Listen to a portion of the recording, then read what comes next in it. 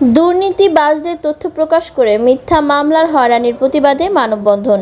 রাষ্ট্রের দুর্নীতিগ্রস্ত লোকজনের তথ্য উপস্থাপন করতে গিয়ে নানা রকম হয়রানির প্রতিবাদে প্রেস ক্লাবের সামনে মানববন্ধন করেছে ফেডারেশন অব জার্নালিস্ট অর্গানাইজেশন।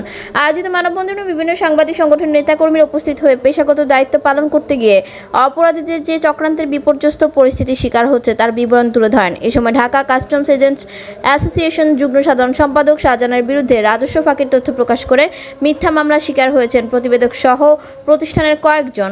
রাজস্ব ফাঁকিবাজ শাহজাহানের চক্রান্তের বিষয়ে প্রতিষ্ঠানের নির্বাহী সম্পাদক মোহাম্মদ ফারুক হোসেন বলেন, গত বছর আমাদের পত্রিকায় আমার এক সাংবাদিক ভাই, ওনার নাম বিপন, এখানে উপস্থিত আছেন, উনি শাহজালাল বিমানবন্দরে মাফিয়া চক্রের একজন শীর্ষ নেতা,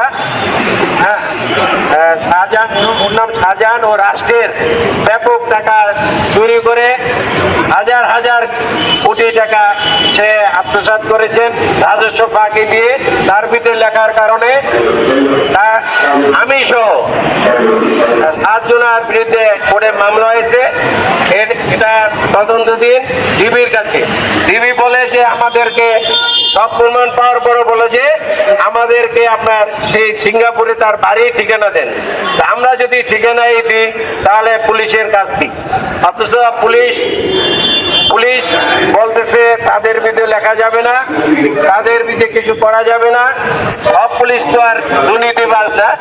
আমরা বলবো যে দুর্নীতিবাজ বিরুদ্ধে আমরা কলম চালিয়ে যাব এবং দুর্নীতিবাজদের বিরুদ্ধে আমরা লিখবো।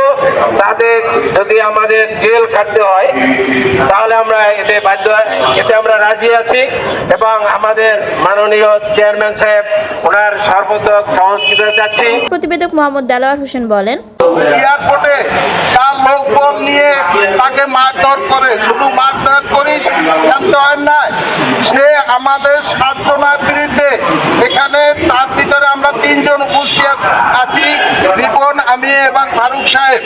আমাদের 7 জনের বিরুদ্ধে সে একটি মানহানিকার মামলা দিয়েছে কোর্টে। যেই মামলার ঘানি আমাদের এখনো টানতে হচ্ছে। আমরা প্রতি সপ্তাহে ডিবি কার্যালয়ে আমরা উপস্থিত হতে হচ্ছে। আমাদেরকে ডিবিতে হয়রানি করা হচ্ছে। এই প্রমাণ দেন, এই প্রমাণ দেন, সেই প্রমাণ দেন। আমরা সমস্ত প্রমাণ, সমস্ত ডকুমেন্ট আমরা ডিবি কার্যালয়ে দিয়েছি। তারপর এখন বলে যে তার বিদেশে বাড়ি আছে, সেই বাড়ির ঠিকানা দেন।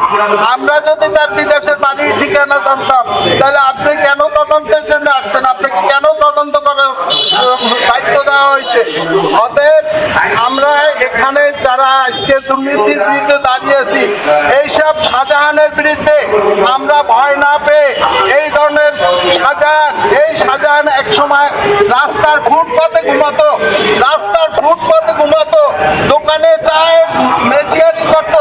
সেই শাহজাহান ঢাকা শহরে এখন 100 কোটি টাকার মালিক, কোটি টাকার মালিক। এই এয়ারপোর্ট থেকে সে চুরি করে, কাস্টম ফাঁকি দিয়ে সে বিদেশ থেকে মোবাইলের কথা বলে বিভিন্ন মাল আমদানি করছে। কোটি টাকার মালিক পড়ে গেছে।